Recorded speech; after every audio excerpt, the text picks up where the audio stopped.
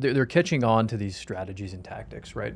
It's not like we can just cut the rates to nothing and then, I mean, we've even heard the questions like, really? Like this 10 by 10 is only $30? Like, what's the deal? Like you get to that too good to be true situation. You end up getting into the, okay, it's $30 now, but what's it going to be, in 6 months? Because people understand that, like you said, it's probably a promotional rate, but if you're not being transparent about those things up front and being clear, then obviously you're probably going to lose that individual because they think, well, these guys are going to do the old bait and switch, and 6 months later I'm going to get this massive rate increase, and my $30 is now $200. That's exactly, and that's what the REITs are doing, right? And I don't think we need to be that extreme, but at the same time, speaking of Rev Man, that was a huge talking point at the conference because of the amount of AI now coming into the storage industry. And one of the big ways it's really coming in is revenue management. And it's not like AI as far as some magic robot doing your revenue management. However, the revenue management tools are now being able to basically API, and especially into Hummingbird with Tenant, and pulling out all of this real-time data. And you may have a 10 by 10 on the second floor, right, for $50. But on the first floor, it's 120. And so again, when it comes down to acquiring leads and getting people in, people understand if you're saying there's a $50 rate, it's on the second floor, and they're like, well, I really don't want to go to the second floor. And you say, well, we do have something on the first floor and it's more expensive. People can correlate that, right? It's not the bait and switch because you do have the $50 unit. Right. It's just not the one that they want, right? And so really when it comes to customer service, either in person or even on your website, allowing the consumer to make a choice of what they really want is how you're going to win the battle.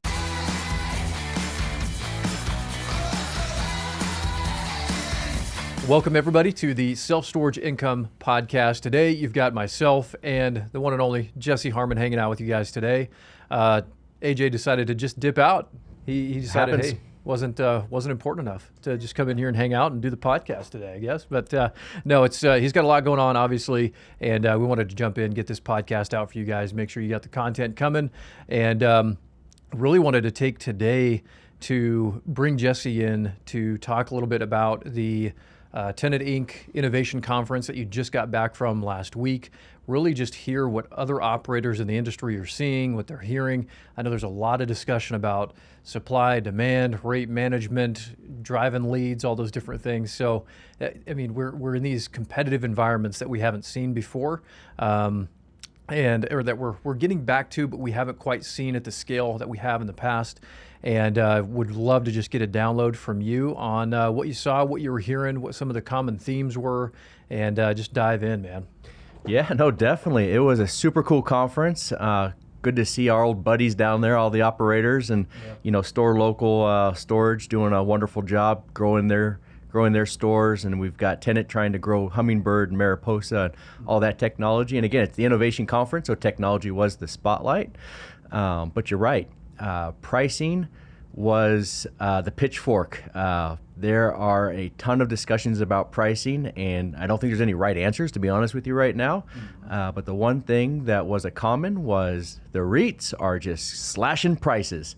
And again, that comes down to the declining occupancy that we're seeing across all markets in self-storage. And, the REITs, they have shareholders that they have to basically, get incremental revenue for. And so getting those street prices in, unfortunately, with this low street prices come rate increases. And that's what's giving pretty much self-storage right now a really black eye with the consumer base. So that was a big deal of the discussion. And the one way we were talking about combating that as storage operators is just being transparent, telling people when they come in with these low prices, because we do have to have the low prices to compete, is just make sure people understand that they're promotional prices, right? Anytime you're looking to leasing a car, leasing an apartment, they typically get you in with some sort of promotional pricing or something to that effect. And self-storage is the same way. And so as operators, get people in, let them know, hey, this is promotional pricing. We will be looking at doing some rent raises here in the future. and just having that as part of your dialogue. And it all comes down to customer service, how you announce it. But then again, just some operators are going as far as having an addendum saying, hey, we're going to put you up to a price at this certain point. Interesting. Very interesting. I don't think that that's warranted necessarily. But as part of the customer service talk, I mean, just like when you're getting a cell phone, typically, you come in, zero down, that sort of thing. You're not going to have zero down forever. At some point in time, you are going to have payments. And so it's just part of that onboarding process with a tenant, just to let them know that they are getting a good deal. Yeah, no, I think those are really good points there, especially in the customer service side of things, where when we're talking competition, when we're looking at differentiation and how you and your facilities can really truly stand out in these different markets that you're in, there's going to be the rate games, right? You're going to have to stay competitive, but if you can maintain a really good quality level service and product for people coming in, you can absolutely beat the REITs out and win customers over, get those tenants in, drive your occupancies, drive your revenue, really just based on that overall consumer-facing aspect of the customer service side. So because I know that's been a conversation that we've had a lot, and we've heard the operators talk about a lot with the rate adjustments, is how do we attract tenants? How do we retain tenants with just the REITs coming in, slashing rates? And I really, truly think that customer service and experience is really what's going to set people apart. That's right. Yeah, and the whole lead acquisition is attracting your customer base to your store. And again, there's a lot of different ways, right? You can use third-party acquisition channels. You can use Google. You can use pay-per-clicks. You can use social media. At the end of the day, once someone comes to your store or calls your store, there's already some affinity there between you and the customer, and so you just have to close that loop. Right? And sometimes it's proximity. Sometimes it's proximity to their house. If they're a business, sometimes it's proximity to their business, right? And so they're coming to your store, they're already feeling, there's already some sort of connection there. They've already pretty much looked at your pricing. So typically it's not a price at that point. It's typically getting that relationship in, and it's customer service.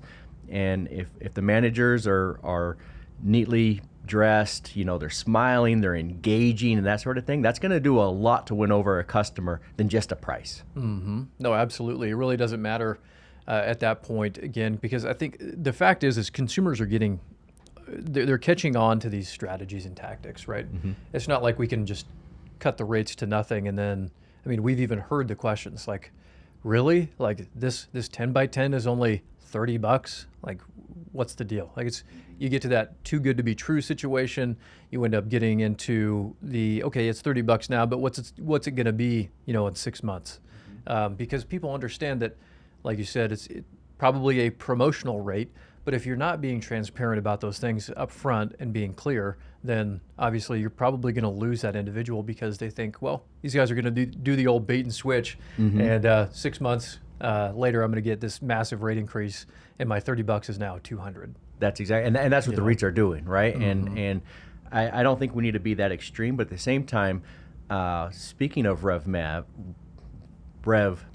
that was a huge talking point at the conference because of the amount of AI now coming into the storage industry.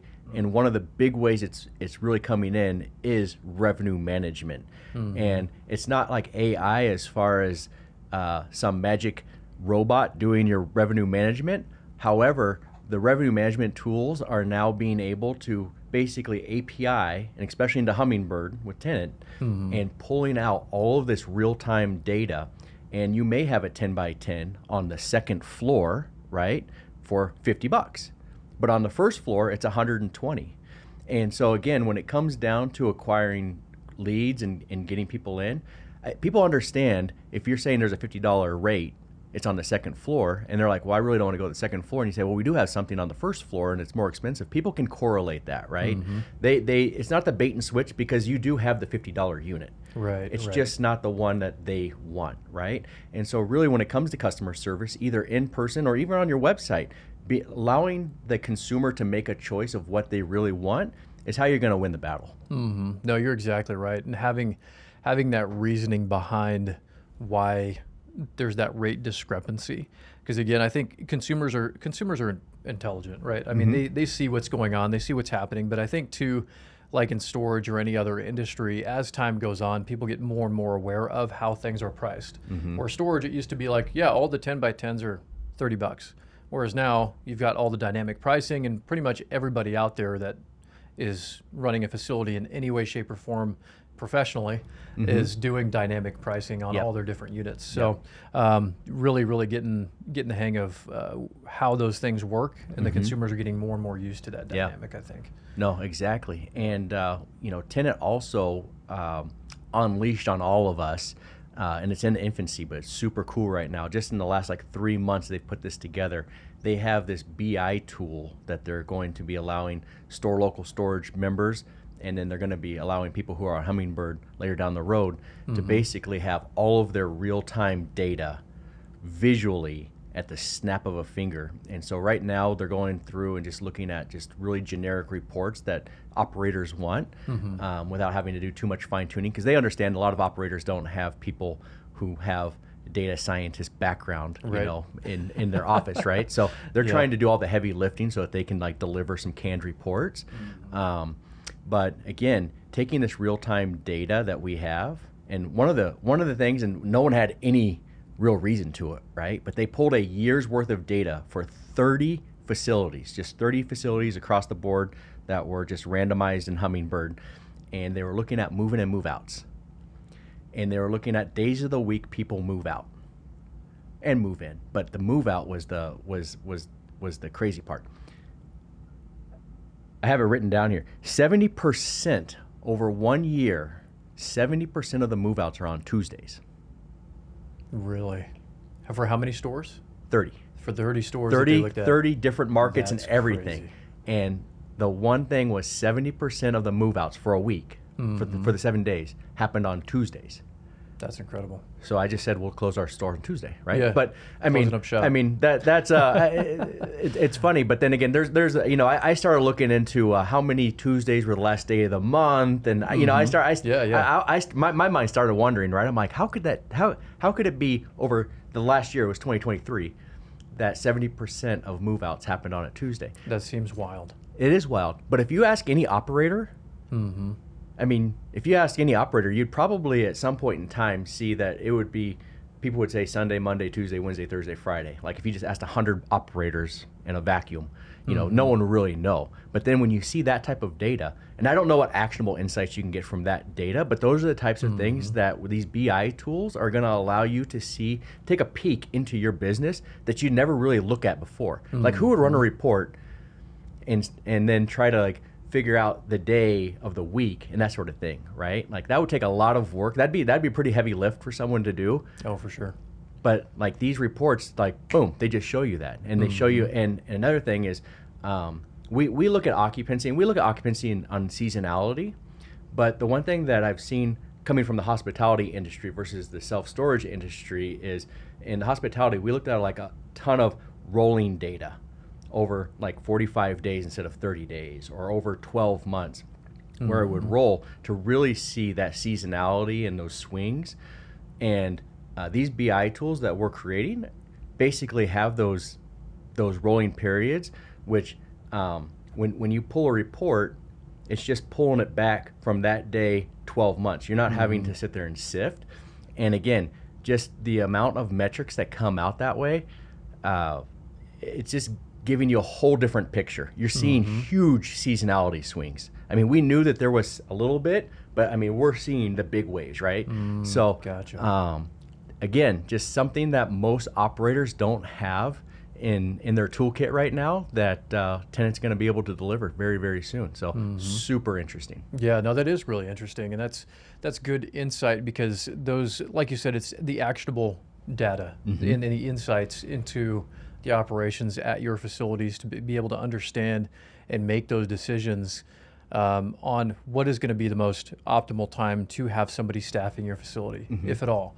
Yeah. When is going to be the most optimal time to run a certain promotion, or to drive occupancy and reduce rates or increase rates, or all the different dynamics there. There's so many operational efficiencies that could be gained just from those simple insights. Yeah. So that's incredible. outside of the BI tool, what else did they talk about down there? What was the... So, it was a technology conference, but we'll go non-technical for a second. Yeah. One of the discussions we had, and it probably took us about an hour, and this was like on a break, so we missed a little bit because, I mean, there was 5 or 6 operators, and we got pretty heavy discussion about this. Mm-hmm. And the discussion was about payment dates for tenants. Having an annual, not an annual, but an anniversary date versus first of the month, right? And typically when so it was 1 against 5, right? The 5 of us were like, well, the first of the month, like, this just makes sense, right? Mm-hmm. And one operator was like, well, we do anniversary. And we're like, why would you do anniversary? Don't your accountants hate it? And he goes, I'm the boss, so I tell the accountants what they like and what they don't like. But at the same time, where he came from, again, customer service, mm-hmm. He said, I'm spreading out he goes, the one reason, the biggest reason for people calling my facilities is because of payments.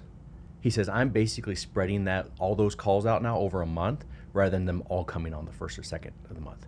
Interesting. You know what? And we were just like minds blown, right? We were like, that is so smart, right? Like never even thought about that before, right? We just took it for granted. Hey, we'll prorate the first month. We'll prorate it. So then the first of the month is their billing cycle, and then every first of the month, bing, bang, boom, we've got auto pay. And he only allows people to do auto pay. Like, if you don't do auto pay, you don't store with him. And he still says he still gets calls.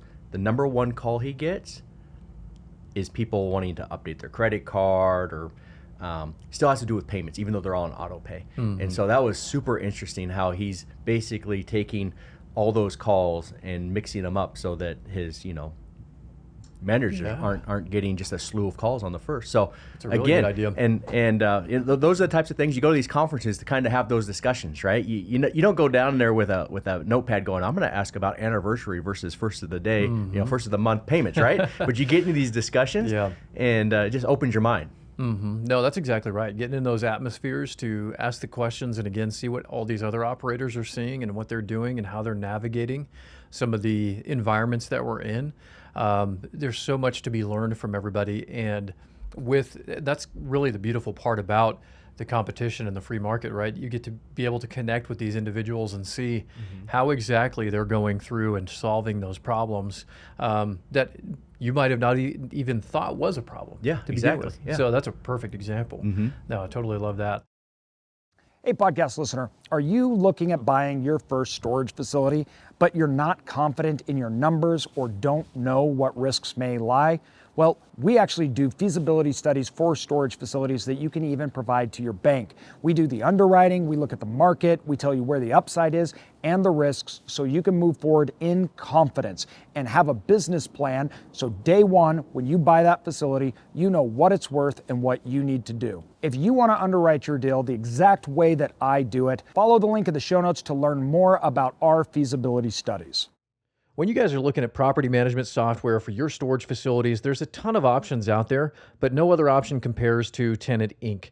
Tenant Inc. is going to be your one-stop shop solution that has an amazing amount of tools that you can deploy at your fingertips to maximize the value of your facility, to operate it more efficiently, more effectively. They have an open API where you can back in almost anything you want. You own your data, and it's just an incredible solution. I can't say enough good things about these guys. Link is in the show notes. Be sure to check out Tenant Inc. Going back to some of the rate management, I know with the REITs coming in, slashing rates, doing the bait and switch several months down the road, sustainability-wise over time, I mean, is that something people are concerned about? Are they looking at alternatives? Are they worried about regulation, lawsuits? Like, what's the sentiment there? We're not really worried about lawsuits from a conservative point of view, but we do believe if there ever is going to be a lawsuit, it's going to be one of the REITs, right? They've got millions of storage tenants, and it just takes a few of them to start a class action. The onesie twosie operators probably not going to have a class action suit anytime soon. However, if there is talk of a class action because of this bait and switch type of, really what they're doing is it's predatory. Mm-hmm. At the end of the day, it's predatory because they're bringing tenants in at a low rate, knowing that they're not going to have the time or efforts to really go and move all their stuff, right? So once they get in, especially the big units, they jack up their rate 300, 400% in 3 months. People are going to have to kind of live with it, right? And that, I think that's where it's going to become some sort of lawsuit. Is it's going to be predatory practices because they know what they're doing. Interesting. It's not like it's a business case and you say, hey, I have a business and I'm starting to lose money and I need to do something, so I'm going to increase these prices because of the market, right? This is baked in. They understand what they're doing. They've been doing it a very, very long time. They just haven't cut the rates as much as they are doing now versus what they've did in the past. And so the rate hikes are much higher than previously. Everyone knows when you get storage, you're going to have a rate hike. I mean, it is what it is, right? We actually, with our stores, we do get that question a lot. Okay, so when is your first rate hike? Tenants know going in that they're going to get a rate hike, right? For sure. They don't know when it's going to happen. They don't know how much this is going to be. And that's where these like significant rate hike percentages are going to get some of the REITs probably in trouble. But again, they do have arbitration rights in their leases. And so typically what we did have some a legal scholar talk at the conference, and he was talking about arbitration and that REITs are able to use that. And really, the Supreme Court likes arbitration. They like having an arbitrator to look at these types of cases. They don't want to be sitting there looking at all these cases type of thing. So when you have arbitration in your lease, in your contract, typically they stand pretty firm with that. But Gotcha. it will be something outside of just the rate hike. That'll probably be the reason why there may be some young gun lawyer say, hey, I've got 1,000 people who've contacted me. Like let's take a roll. Now's right? the time. Now's the time. Yeah. What with storage in the dynamic of the month-to-month leases, did they talk about that at all, and how that dynamic works into the rate management and in all of this and the sentiment that we're seeing from consumers more and more?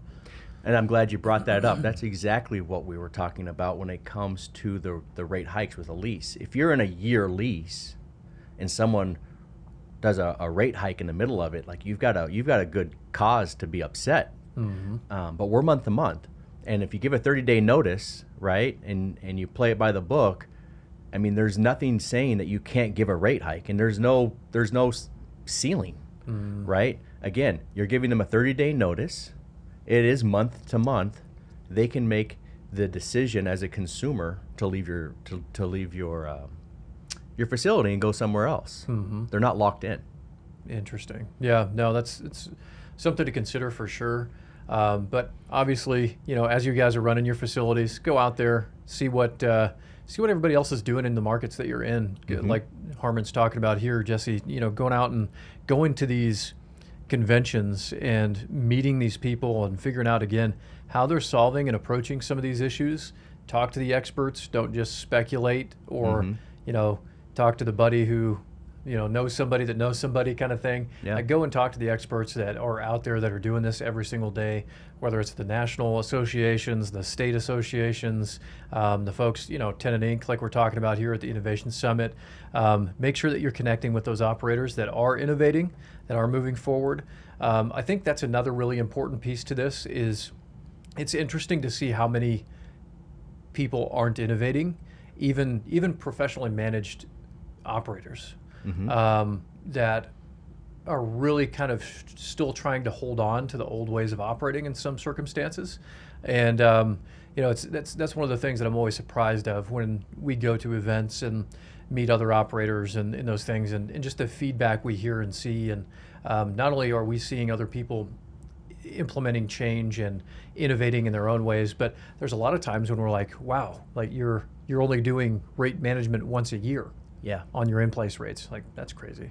So that and I spoke on a panel just about that, about change management and bringing technology into your company, because there are a ton of operators out there who are still doing it from decades ago on an Excel spreadsheet. Some of them like on a pen and paper, like they have have their tenants, right, and what they're paying. It's totally crazy. And the more that you can, and again, bringing in technology, I mean, you have to have a mind shift It's hard, right? But you know what? So is walking. When you were a baby, you were crawling. You had to learn to walk. That was tough, right? Humans are used to adapting, right? And really, it's like the first step of the journey is what you have to do to get into just technological change.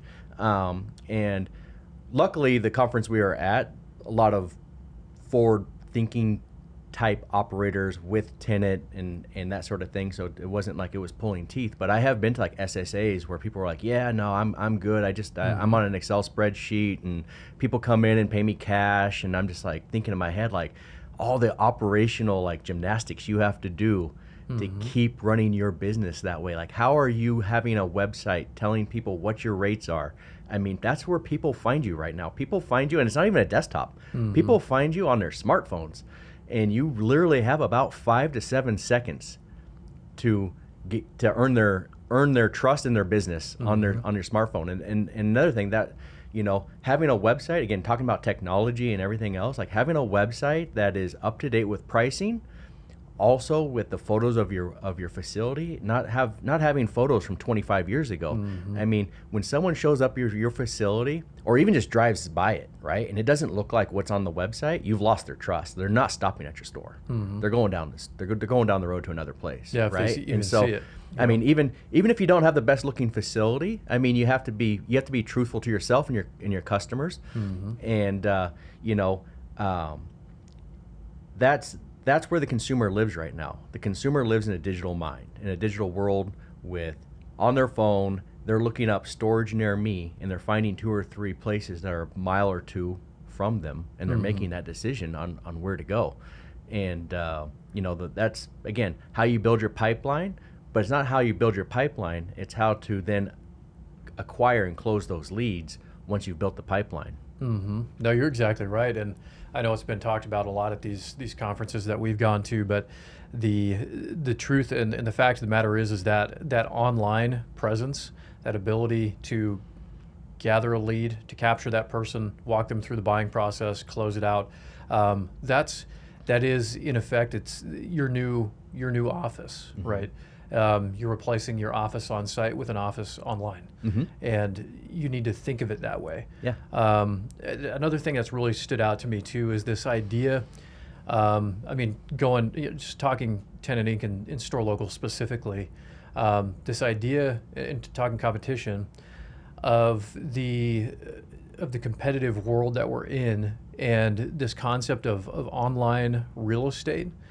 And the overall SEO and the different aspects there, and the combined wealth of that, instead of being a single owner operator out there trying to compete with the REITs and compete with these other owner operators who have a lot more money to bleed, or a lot more resources, or a lot more stores under management, or whatever it is, being able to consolidate all of those resources under one roof effectively to really boost that SEO, to boost all the different aspects of your online presence and of that online office to get people through. Because again, that's, like you said, Jesse, that's really where people are not only finding the facility, but a lot of times reserving and or renting, especially nowadays with technology. You've got no key, you've got different processes that even we use that don't involve no key, that allows people to rent a unit, access a facility, access a unit, never have to go to the office, right? Yeah. And I think more and more that will become the standard as we move forward. But just another really important piece that we need to be thinking about is, what does our online real estate footprint look like? How much of the market share do we actually have in storage in that market? So just another piece that I know that anytime I've gone to the tenant conferences or talk to the Store Local folks, that's just one of the common things that is talked about. And that's something that I know when I first heard it, I thought, man, I'd never really thought about online real estate and market share of an industry like that. And prior to the innovation conference kicking off, we did have a Store Local storage conference for a few hours, just talking about all the new things with Store Local since we're on the subject. And one of the biggest value additions of Store Local storage for these independent operators is just what you just said, building this like brand affinity that can compete with the REITs. And that's great and all to have some brand affinity and some brand awareness. However, the biggest thing is if you have Pete'sStorage.com, You may have a domain authority of 13 or 16, which is okay. But getting on to like storelocal.com, like you're already in the high 30s, low 40s in the domain. And right now, Extra Space, I want to say they're like 48 to 51 typically when I go to SEO Rush and look at their domain authority. So, I mean, you're almost competing on a domain authority by just joining like a store local storage brand, right? And you want to give everybody a rundown of what domain authority is? Yeah, no. So domain authority is basically when Google or DuckDuckGo or the billion other search engines out there, they look at your website and they rank it based on what type of authority you have on that product or service over the entire web. So the higher, the better. And basically, when you have higher domain authority, it's a couple things, right? It helps you with SEO, which is search engine optimization for those who don't know. And that's basically when someone goes to Google and types in self-storage near me, that's how you rank without having to pay, right? That's called organic traffic. Obviously, if you have a pay-per-click campaign going, you can bid and you can be above the organic, but you have to pay for those, right? You have to auction. There's an auction process, and you have to pay for bids and all that stuff. Now, what also a domain authority allows you to do, not just SEO, but talking about pay-per-clicks, if you have low domain authority, you may have to pay $5, $6, $7 per click. The better your domain authority, makes sense. Google trusts you. Google says, hey, we know, because Google's in the business of having consumers go to their site and search for things. And their end goal is to match what the consumer's looking for to a website. Imagine you go to Google and you're looking for hot dogs and you click on the hot dog link and it takes you to hamburgers. And you go, well, wait a second, I want a hot dog, not a hamburger, right? Yeah. And you're like, that was kind of weird. So then you type in, I want to buy an Apple iPhone. And you click on the Apple iPhone link and it takes you to Samsung Android phones. You're going to stop using Google because you're going to say, every time I search here, I don't go to where I want to. I'm wasting my time, right? I'm going to go to their competitor. Google doesn't want that. So Google uses domain authority to basically say, we are very, very focused on when the consumer searches, we get them to where they want to go. And again, domain authority has how are your pictures look towards your actual business. They've got these funky little cars that drive around, right? And they know what your outside of your business looks like. So if you start putting Taj Mahal pictures of your storage, they're gonna say, okay, that's not that doesn't look right, right? You've lost our trust. You've lost domain authority, and that's why I'm saying storage facilities are not the sexiest things in the world, right? But you need to be honest with yourself and your consumers. Even if you need obviously curb appeal is super, super important. But right now is the time to put the right photos of your facilities onto your website, and then start working on your maintenance, to make it look better. But right now you need to make sure you have updated photos of your facility because Google's looking at that, and that's going to affect your domain authority. And again, with domain authority, now that pay-per-click, if you're at a high enough rank, you're only paying maybe $1.50, $1.75 for that instead of $5. That's huge. And that's huge. When you start looking at your cost of acquisition, and it's expensive to get leads. It's getting even more expensive. The REITs, everyone are just pumping money in because there is a smaller demand is not as big as it was a couple years ago. And so everyone knows that, right? So we're all competing for a smaller pool. And the REITs need to continue to make incremental revenue. So they're doing everything they can to continue getting their leads in. So it's all a numbers game. If you bring 100 leads in and you close 50, that's 50 tenants. If you have 40 leads and you close 50, that's 20 tenants, right? So they're trying to get their amount of leads because at the end of the day, it's pretty consistent as far as your closing ratios. And so the more that operators can continually get those leads, and the best part is online. I mean, that is where you're fighting the war. And I mean, real estate's location, location, location, and now it's becoming location, smartphone, website, where you show up on Google Maps. They call it the pack, right? Because a ton of people are searching, especially for services near them. They're just looking at the Google map. They're not typically even looking at the website. They're just going to the Google and seeing what's within the 2 or 3 mile radius. No, exactly right. Those really, really good input on all of that. Final thoughts on the conference. Final thoughts on the conference. There is a ton of technology coming in to the storage industry. Everything from, as we mentioned, revenue management tools, security, right? Cameras that are AI facial recognition of your tenants, license plate readers. Yeah, it was crazy. I was at a conference and this guy was showing me AI cameras, and it was like you could just search red bag or black jacket, and it would just pull up all the footage from any time that the cameras identified it. Yeah. And it was just like the software on the back end. It wasn't even like the cameras themselves. It was just the software and the AI plugged into the existing software or the existing camera setups and systems at these different facilities all over the world. And I was like, dude, that is next level.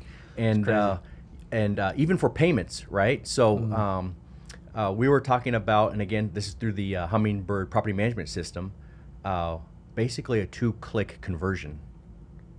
So someone comes to your site, you offer them a price, they agree to the price, and they confirm the price. It's like bing, bang, boom. So no click for the price. That's just on your website, right? They see the price, they agree to it by clicking on it.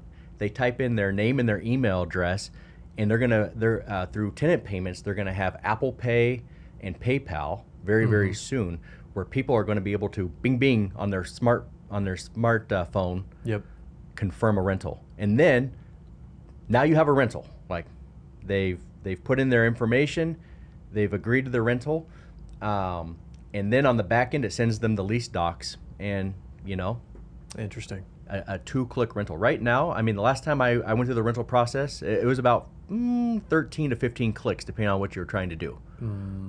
That's a lot, man. And 2 clicks, I mean, about, again, it's a numbers game, right? You're getting them to the site and you want them to convert, and your conversions are going to go through the roof, allowing for this 2-click rental. We had, as I mentioned, we had a legal scholar there who talked about this, said it's legally binding.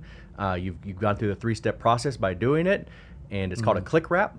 And they're going full bore, and in a few months or so, it's going to be live on all of Tenant's Mariposa websites. So super interested to see, how that affects our numbers, because we look at that every week. As you know, from an ownership group, we always look at our leads and acquisitions and everything else, and just to see the amount of people who would be willing to rent online. I mean, we've already gotten a 300% increase when I ran the numbers last week for online conversions since last year.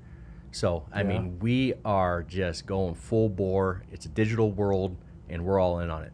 Yep. Amen to that. Amen to that. You have to be.